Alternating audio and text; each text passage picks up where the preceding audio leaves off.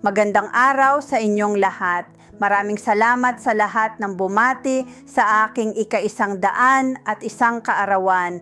Natutuwa ako at nagpapasalamat na patuloy ninyo akong naaalala at minamahal.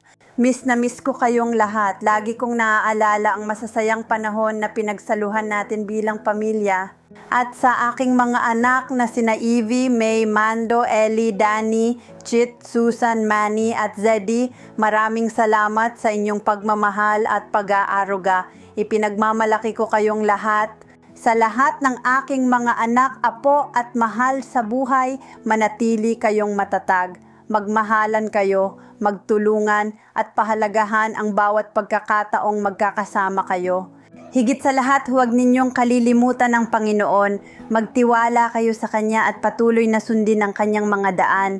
Kapag ang Diyos ang sentro ng inyong buhay, magkakaroon kayo ng lakas at kapayapaan sa anumang pagsubok. Mahal na mahal ko kayong lahat.